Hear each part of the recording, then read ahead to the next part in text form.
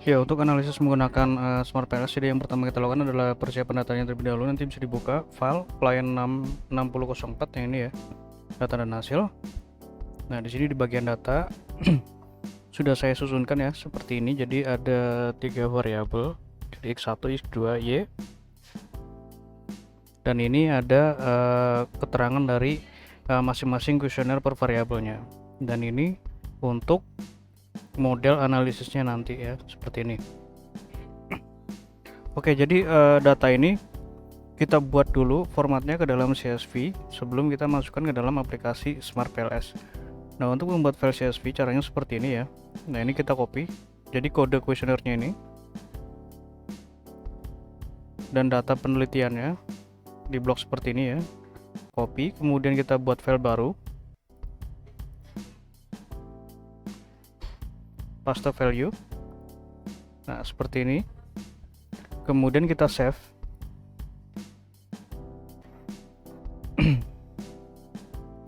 Nah, kita save. Di sini untuk nama kita tulis saja contoh seperti ini. Kemudian untuk ini ya, yang penting ya, file format. Nah, file format ini kita klik, kita pilih di sini CSV UTF-8. Nah, seperti ini, lalu klik save. Nah, karena saya sudah buat, nanti kita gunakan file CSV yang saya buat saja. Oke, seperti itu untuk cara membuat file CSV-nya. Nah, ini nanti kita gunakan yang ini ya, 6004 CSV. Lalu kita buka aplikasi Smart PLS. Nah, di sini saya menggunakan Smart PLS versi 4.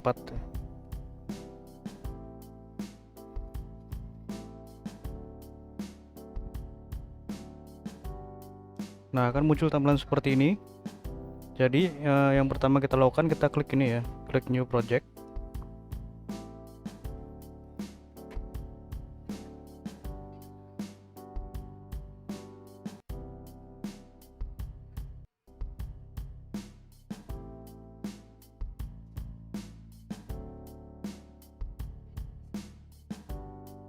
Lalu untuk nama kita tulis saja contoh create seperti ini.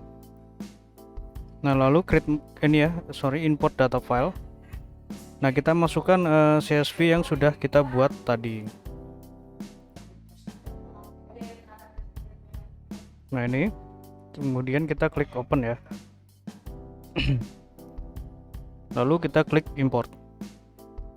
Nah, ini tandanya data sudah masuk ke dalam aplikasi Smart PLS, dan ini juga merupakan bentuk ini ya, bentuk dari analisis deskriptifnya. Nah, yang ini.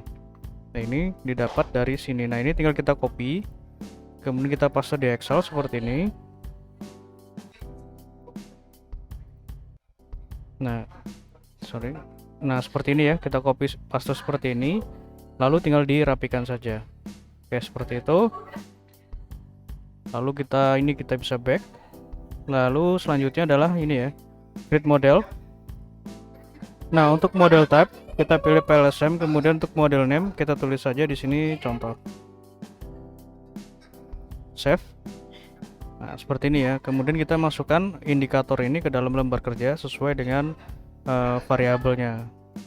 Caranya seperti ini. Jadi x1.1 ya, tekan shift lalu kita klik x1.5. Nah, kita drag seperti ini. Lalu enter. Seperti ini, kita masukkan dulu, nanti kita beri nama.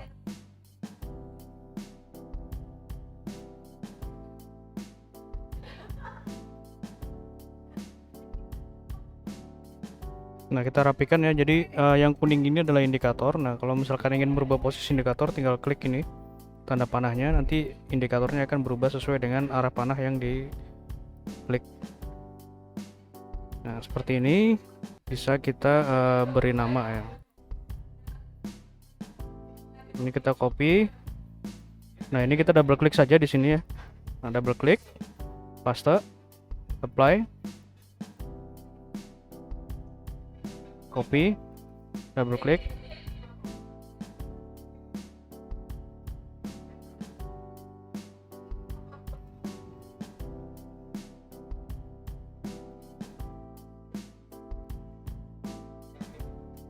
Seperti ini ya. Nah, lalu kita hubungkan sesuai dengan model yang disesuaikan dengan hipotesisnya. seperti ini. Nah, untuk menghubungkan kita klik menu ini ya, connect, kita tarik seperti ini, lalu kita klik save. Nah ini sudah bisa kita lakukan analisis. Jadi pada analisis kali ini kita akan menguji dari outer, inner, dan hipotesis. Nah, ini deskriptif ya, tadi sudah saya jelaskan di awal. Nah, ini yang kita lakukan pertama di sini pengujian outer model dan inner modelnya. Nah, untuk pengujian tersebut caranya seperti ini ya. Nah, klik ini, calculate, kemudian PLS algorithm, lalu start calculation. Nah, seperti ini hasilnya. Yang pertama kita lihat di sini adalah outer loadingnya terlebih dahulu. Nah, ini ya, ini adalah nilai dari outer loading. Jadi outer loading itu kita di sini menguji untuk validitas dari konstruk. Nah, konstruk ini adalah kuesionernya. Jadi dikatakan valid jika nilainya itu di atas 0,7. Nah, ini seluruhnya sudah di atas 0,7, maka seluruhnya dapat dikatakan valid. Kemudian di sini kita juga menguji AVE. Jadi AVE ini untuk validitas variabel laten. Nah, ini ya, X1, X2 dan Y ini adalah laten, ini adalah konstruk. Nah, untuk validitas laten kita lihatnya di sini. Konstruk, validity and reliability. Nah, ini kita lihat di sini ada nanti AVE. Nah, ini ya AVE ini. Jadi untuk AVE ini harus di atas 0,5. Nah, ini seluruhnya sudah atas 0,5, maka untuk seluruh variabel latennya dapat dikatakan valid ya. Nah, untuk uji reliabilitas, kita menggunakan nilai dari kelompok alfa. Nah, kelompok alfa kita peroleh dari sini ya. Nah, ini kelompok alfanya, jadi nilainya harus di atas 0,7 baru dikatakan valid. Nah, ini reliable. Nah, ini seluruhnya sudah di atas 0,7, maka dapat dikatakan seluruh variabelnya ini reliable. Nah, sampai tahap ini dapat disimpulkan bahwa seluruh variabel penelitian sudah memenuhi asumsi validitas dan reliabilitas. Selanjutnya adalah pengujian diskriminan validity. Nah, diskriminan validity ini kita menguji apakah variabel konstruknya ini berkorelasi dengan variabel lainnya atau tidak ya.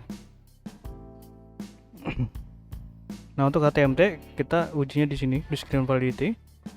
Nah, ini kan ada muncul HTMT yang pertama ya, tapi kita gunakan yang list yang ini. Nah, yang list yang ini ya. Nah, jadi HTMT ini nilainya harus di bawah 0,9.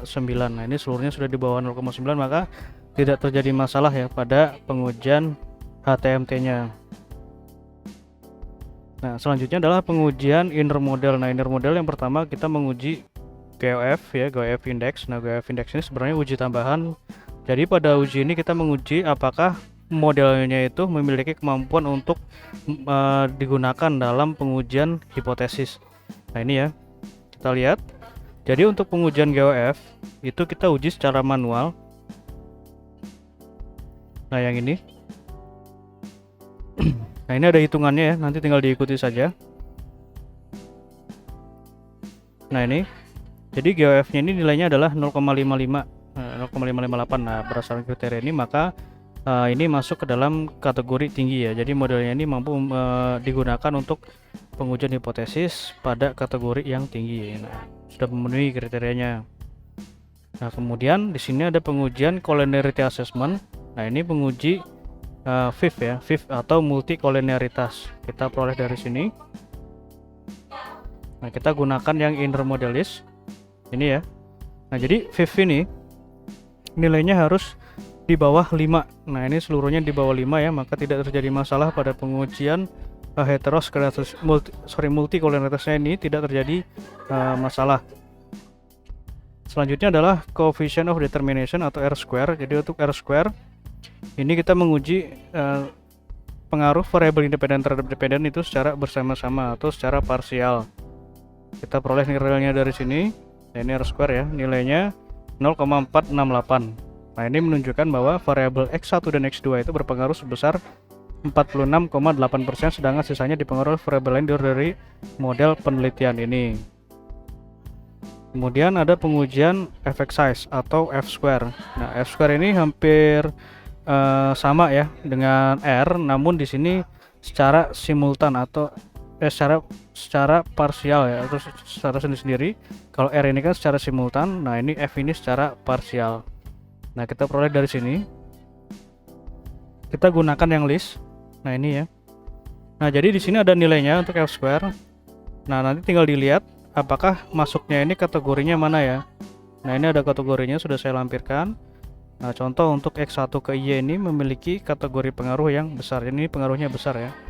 Ini bisa dilihat bahwa untuk pada model ini yang paling berpengaruh atau yang paling mendominasi adalah X1. Nah, kemudian di sini juga ada pengujian predictive relevance atau Q kuadrat. Jadi Q kuadrat ini kita memprediksi jika model ini dilakukan penelitian ulang menggunakan jumlah responden sama yang dengan kuesioner yang sama, apakah hasilnya itu mendekati atau bagaimana ya dengan hasil yang sudah dilakukan ini. Nah, untuk pengujian Q kuadrat caranya seperti ini. Oh ya, sebelumnya jadi untuk pengujian ini bisa kita save ya. Jadi ada dua cara, yaitu kita bisa menge-save di dalam aplikasi SmartPLS. Tinggal klik save seperti ini. Sesuai dengan tahapannya ya. Files algorithm, create. Nah, atau kita bisa save di luar dari aplikasi SmartPLS-nya. Nah, ini tinggal klik Excel, lalu klik export. Nah, lalu kita tinggal save di mana yang kita inginkan seperti itu ya. Nah, nanti hasil save-nya seperti ini. Nah, hasil save-nya seperti ini ya. Bentuknya itu adalah Excel. Dan ini berlaku untuk ke seluruh pengujian. Jadi caranya sama seperti itu. Nah, untuk pengujian predictive relevance atau Q kuadrat seperti ini caranya. Kita back dulu, klik calculate, kemudian pilih menu bootstrapping, calculate, blindfolding, lalu start calculation. Nah, ini kita gunakan yang ini ya, yang pertama ini. Nah, ini adalah nilai dari Q kuadratnya. Jadi Q kuadratnya ini 0,293. Nah, ini ya. Nah, ini masuk ke dalam kategori yang sedang seperti itu. Jadi jika penelitian ini dilakukan ulang, maka hasilnya akan sedikit berbeda dengan apa yang sudah diperoleh pada saat ini. Nah, yang terakhir adalah pengujian hipotesis. Back, caranya seperti ini. Klik calculate, kemudian kita pilih menu bootstrapping, lalu start calculation. Nah, ini ya. Ini untuk uji hipotesisnya kita bisa lihat di path coefficient. Nah, path coefficient ini dapat kita ketahui apakah pengaruhnya itu signifikan atau tidak. Nah, yang kita perhatikan ada dua nilai, yaitu nilai dari original sample dan nilai dari p-value. Original sample ini menunjukkan apakah pengaruhnya itu positif atau negatif. Kalau negatif nanti di sini ada tanda minusnya. Nah, untuk p-value menunjukkan apakah pengaruhnya itu signifikan atau tidak. Contoh ya ini ya. X1 ke Y memiliki pengaruh positif signifikan karena p-value-nya ini lebih kecil dari 0,05. Kemudian X2 terhadap Y itu memiliki pengaruh positif signifikan. Nah, seperti itu ya untuk pengujiannya. Dan di sini juga sudah saya sertakan juga dari lampiran-lampiran dari pengujian yang di atas. Nah, nanti kalau ada yang kurang jelas bisa ditanyakan. Terima kasih.